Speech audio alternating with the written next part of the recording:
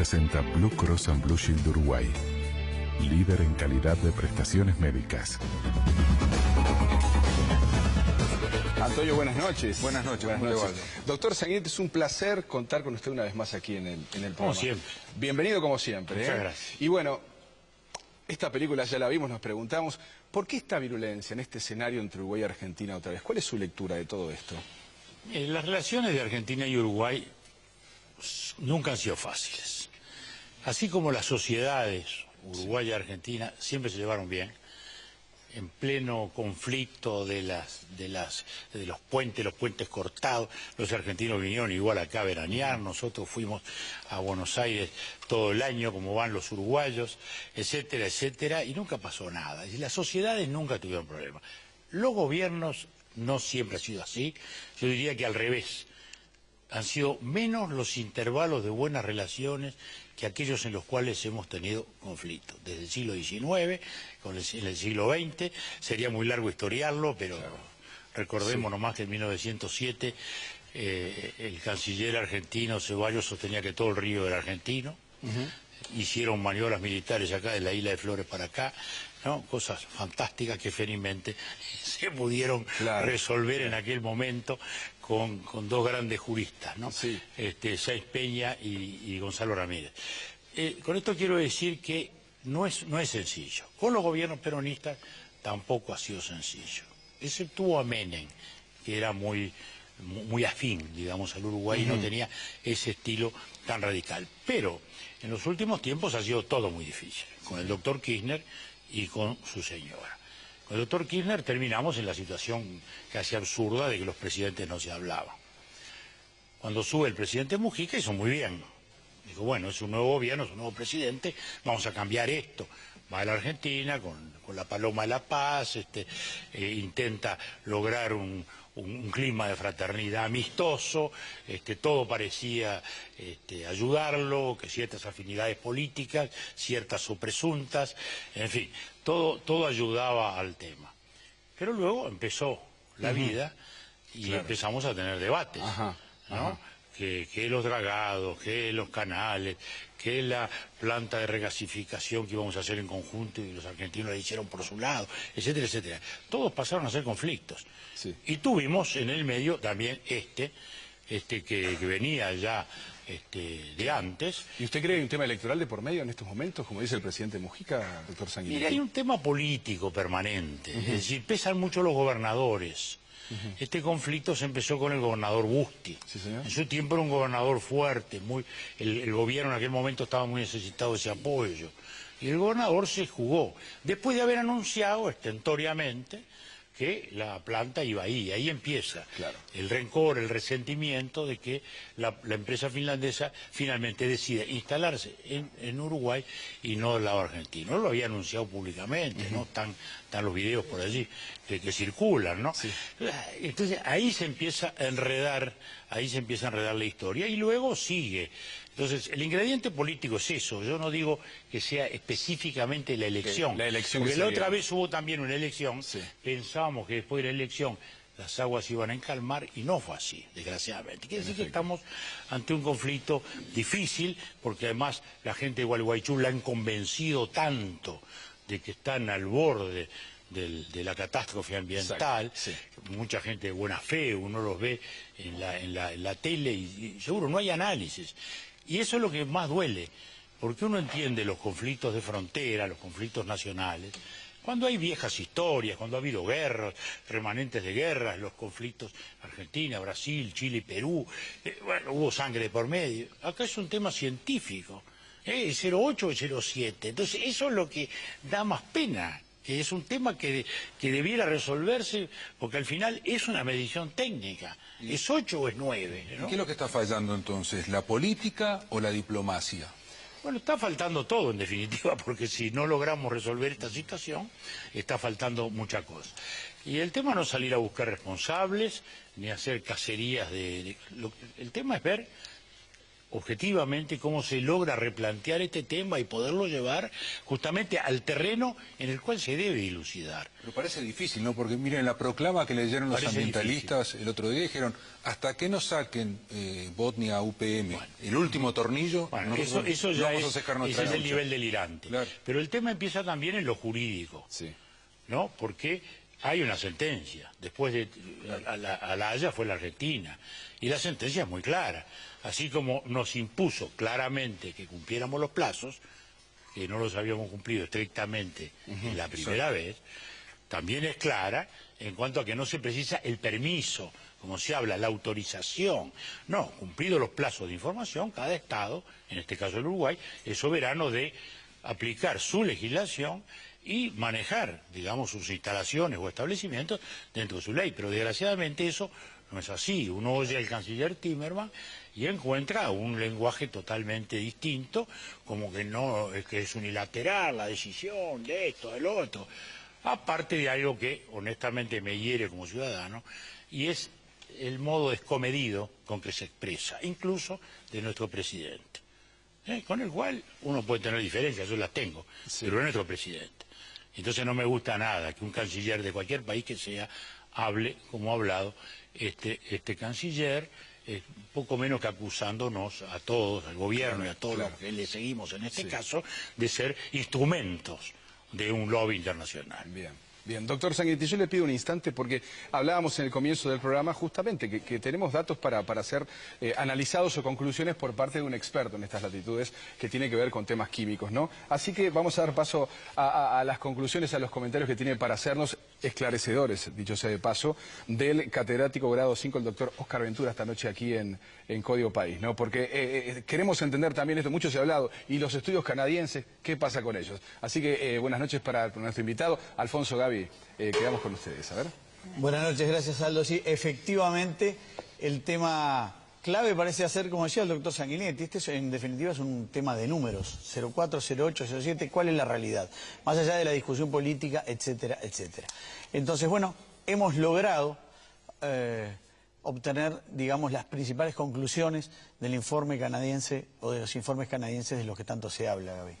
Es decir, hasta ahora se conocían los datos de la DINAMA, la Dirección Nacional de Medio Ambiente de Uruguay. Argentina había tirado otros datos, pero existe un monitoreo conjunto, en acuerdo con los dos países, que lo realiza un laboratorio canadiense. Ventura, usted tuvo acceso a esos datos. ¿Qué dicen? ¿UPM contamina? Bueno, sí, la conclusión es esa. UPM no contamina.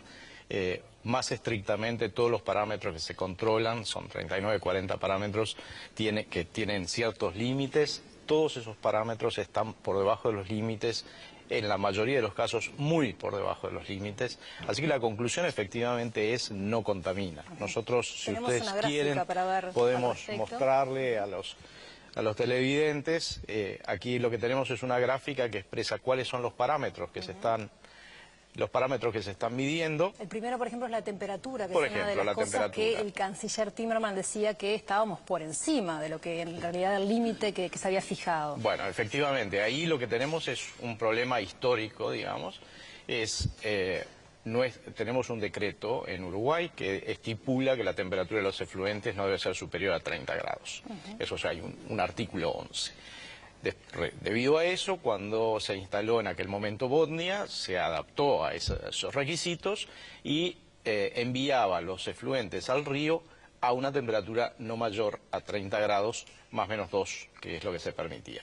Para hacer eso, debido a que tenía ese requisito y debido a que los efluentes tienen que estar a mayor temperatura para que los microorganismos funcionen, lo que se hacía era se tomaba agua del río, más fría, se mezclaba con los efluentes y se volvía al río. Eso se hacía después que se habían determinado todos los parámetros que había que medir. Es decir, era puramente un enfriamiento, pero no una dilución.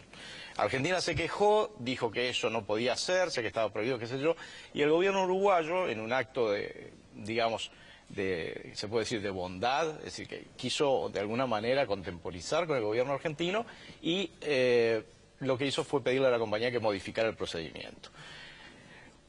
Pidió entonces un informe para saber si vertiendo a mayor temperatura el río iba a tener un efecto dañino. La Facultad de Ingeniería hizo un informe para UPM, se presentó al gobierno, se demostró que a 10 metros del lugar del efluente la temperatura no aumentaba más que 0.2 grados y se autorizó. La temperatura en este momento está siempre por debajo de los 37 grados autorizados, que es la misma temperatura que se le autorizó a Monte del Plata. Es decir, no es ninguna novedad extraña, es la misma temperatura y está muy por debajo de la temperatura que autoriza Entre Ríos para sus afluentes, que es 45 grados. Comentemos acá tenemos tres cosas básicamente, los últimos 12 meses, cuál ha sido, digamos, el promedio a lo largo de todo el tiempo y cuál es el máximo permitido en términos del agua. La temperatura de los últimos 12 meses fue 32,39, a lo largo de todo el periodo 32,16, el máximo que hubo en algún momento fue 34,33 y el máximo permitido es 37. El canciller Timerman nombró otras sustancias, algunas sustancias en particular, por ejemplo, el fósforo y el cromo. ¿Qué dicen los estudios respecto Bueno, los estudios los pueden ver los televidentes en esa tabla. Lo que dicen es efectivamente ninguno de esos parámetros está de ninguna manera afectado, están todos por debajo. Por ejemplo, si vemos el cromo, a ver, hay una cosa, hay que entender cómo se mide esto. Se mide en concentración, es decir, se mide en masa dividido volumen, es decir, miligramos por litro. Es la unidad en que se expresa, por ejemplo, el cromo. El estándar, lo que está permitido, el límite superior, es de 1 miligramo por litro. El promedio de las medidas de los últimos 12 meses da 0,01 miligramos por litro. Y el máximo al cual se ha llegado es 0,04. Podíamos tener hasta 1 y se ha llegado como máximo hasta 0,04. Eso respecto al cromo. Respecto al fósforo total, el estándar son 5 miligramos por litro. Y el máximo, es decir, los promedios por supuesto están por debajo, el máximo ha sido 2. Podemos ver cualquiera de los otros, es decir, todo lo que el canciller Timerman ha mencionado surge o bien de una lectura incorrecta de los datos o bien de un mal asesoramiento. Es decir, eso que él dijo está mal, sencillamente. Muy bien, vamos a seguir en un rato con el doctor Ventura, pero vamos a la otra mesa con el doctor Sanguinetti. Bien, muy bien, Alfonso, muchas gracias. Bueno, así están las cosas, ¿no, doctor Sanguinetti? Estos son los datos que tenemos para compartir esta noche, que se hacen públicos y que tienen que ver con conclusiones de este laboratorio canadiense, ¿no? ¿Le merece algún comentario estos datos? ¿Corroboran lo que usted ya pensaba? Bueno, mire, como yo decía hace un rato, sí, lo frustrante de esto es que en definitiva es esencialmente un tema científico. Claro. Que tendría que definir en ese terreno. Yo recuerdo los años cuando usted hizo durante el gobierno de Vázquez, usted dijo, el problema acá entre Tabaré Vázquez y Néstor Kirchner es que están haciendo político un tema que es técnico. Sigue pensando lo mismo. La esencia es esa. Entonces, como decimos, en lo jurídico el tema quedó aclarado. Sí. Es decir, hay que informar, hay que cumplir los plazos y luego de eso cada Estado es soberano de aplicar su legislación. Que en nuestro caso es una legislación normal, medioambiental, porque no... Por cierto, el monopolio del cuidado ambiental no está en Gualeguaychú, que claro, como sabemos, y lo demuestran los técnicos también, el río Gualeguaychú está bastante peor que el río Uruguay de nuestro lado. Yo no quiero ser reiterativo con lo que ya hablamos. Sí, este dígame, es el jurídico, luego está el técnico, y luego está el político, el más amplio, en el cual, desgraciadamente, como decíamos hace un rato, la política, digamos, de simpatía, de amistad que desarrolló el presidente Mujica, de buena fe, y que era oportuna, a mi juicio, luego se fue frustrando. Se fue frustrando una vez, otra vez, otra vez, otra vez, y ahí es donde yo puedo decir que o siento que hubo demasiada condescendencia. Incluso en la misma resolución que se hace ahora, ¿no? ¿Por qué quedar a la mitad? ¿Por qué autorizar? ¿Por qué no autorizar directamente el 1.300.000? ¿Por qué imponerle a la empresa condiciones del enfriamiento mayor, etcétera, etcétera? Que lo único que se ha ganado es tener un argumento, porque el canciller argentino entonces dice, no ve, ahí están exigiendo lo que antes no exigieron. Es decir, las concesiones o son recíprocas o no se deben hacer. Es una regla de oro de cualquier negociación. Por eso digo que si algo cuestiono de toda esta relación con Argentina es, digamos, una excesiva condescendencia del lado nuestro. Y no es solo en este episodio, en muchos otros, ¿no? Claro. En los cuales hemos tenido también que soportar tratamientos o violaciones. Fíjese, estos días estamos aquí celebrando cómo nos vamos aproximando a la instalación de la regasificadora de gas licuado. Bueno, eso en su momento se acordó y se publicitó hacerla en conjunto. Bueno, Al poco de andar, la Argentina resolvió por su cuenta hacer una por otro lado, después una segunda por otro lado.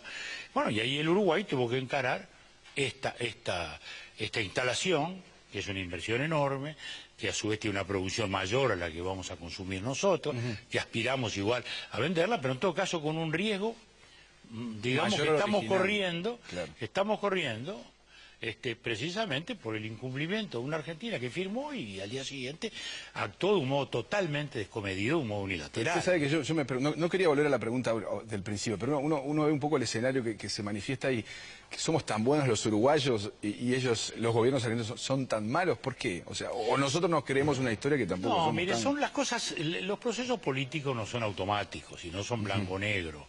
Las cosas se van enredando de un modo que la secuencia termina en eso, ¿no? ¿Verdad?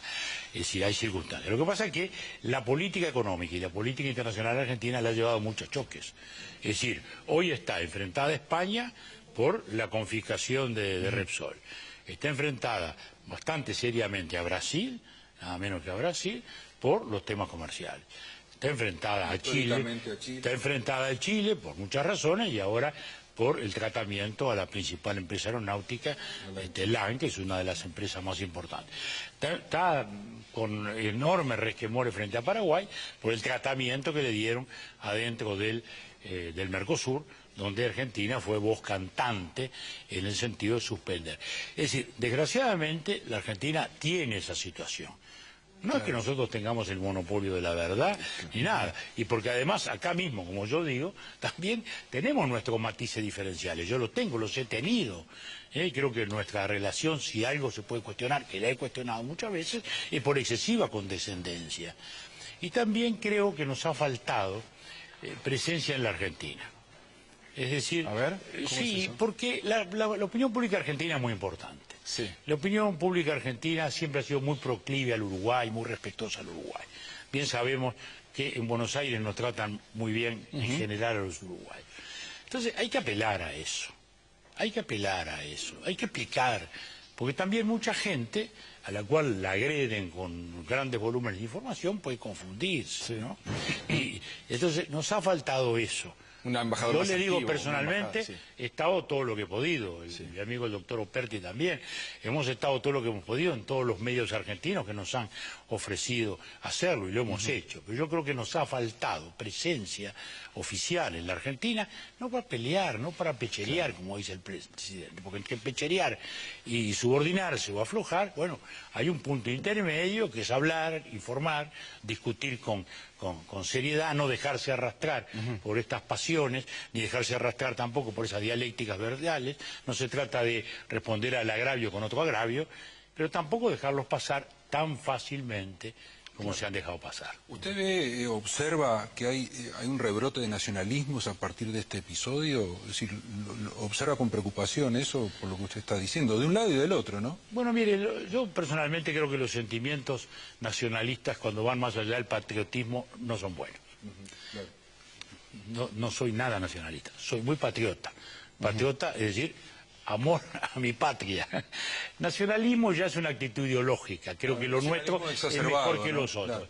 No, y eso se excita y es malo, Por eso mismo a mí no me gustan a veces los partidos de selecciones de fútbol, porque terminan también exacerbando pasiones nacionalistas, más allá de lo lúdico, más allá del deporte, más allá de lo que no debe estar en ese terreno. Bueno, estas cosas inevitablemente excitan, y no son buenas. No son buenas. Porque se apela a la irracionalidad también en muchos casos. Y bueno, es el sentimiento, no es la razón. Vuelvo a decir, un tema que no debiera tener esos ingredientes, porque al final se termina resolviendo en un laboratorio y en una medición, termina con todos esos ingredientes pasionales que desgraciadamente nos están envenenando en esto. Yo me preguntaba, y le preguntábamos, ¿no?, cómo fue su experiencia personal, más allá de que usted ya comentó algo sobre Menem, pero usted estuvo con Alfonsín. Bueno, ese fue un momento muy bueno. De la Rúa también. ¿Llegó a estar? Muy poquito. Bueno, muy poquito. Sí. Pero digamos, ese era un gran momento. Sí. Estábamos saliendo de las dictaduras, era el momento del retorno democrático en Argentina, en Brasil, en Uruguay, más tarde en Chile, más tarde en Paraguay, pero era había un elán de integración y de democracia y de fraternidad que nos convocaba. Aparte, Alfonsín era un hombre abierto con el cual se podía conversar. Y Menem era un peronista muy peculiar. ¿no? Cuando fue electo y vino acá, recuerdo que, bueno, le pregunté, ¿qué vas a hacer, Carlos? No voy a privatizar esto y lo otro, pero Carlos, vos sos peronista. Digo, vos vas a privatizar lo que nacionalizó el general. Ah, dice, pero yo no dije que no lo iba a hacer, yo dije que me siguieran, que me tuvieran fe, y hay que ver qué es lo que haría el general ahora. El general nacionalizó en su tiempo, ahora hay que privatizar. Bueno, esas cosas muy de Menem. Claro. Pero digo, porque en el peronismo, como es un movimiento y no un partido, cabe todo, ¿no? Cabe Menem privatizando y cabe Kirchner nacionalizando.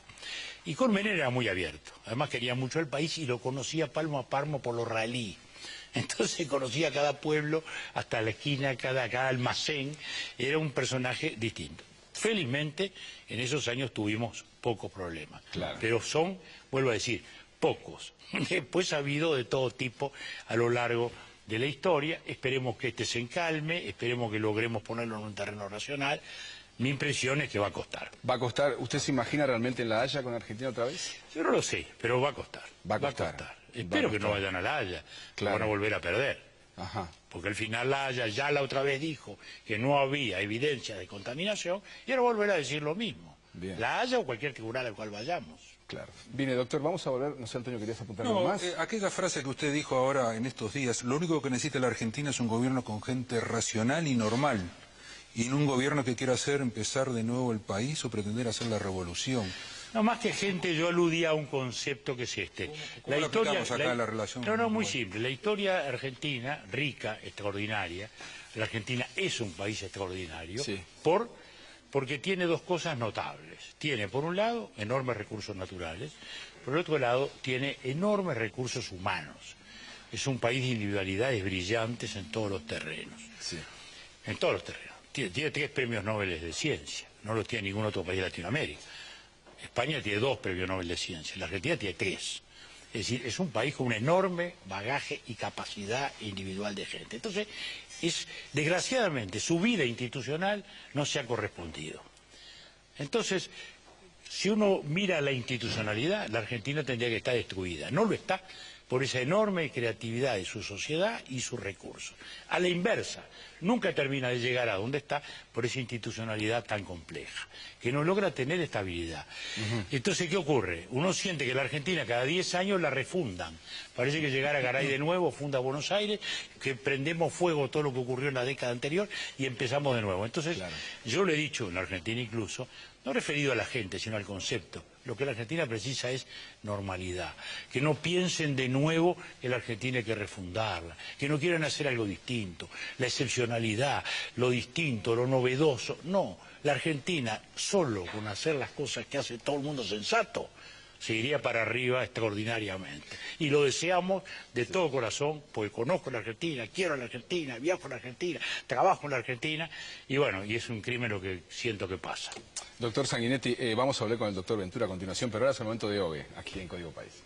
Presenta Carl Zeiss, la lente más precisa y personalizada para tus necesidades específicas. Optec, representante exclusivo de Carl Zeiss en Uruguay. Bueno, no es la primera, ¿no? Buenas noches a todos. No es la primera. A ver qué tenemos por aquí, a ver. Bueno, es un Sanguinetti, ¿no? Sí. Estamos con un experto, ¿no? Sí. No, un hombre que le gusta el dibujo, además, entonces...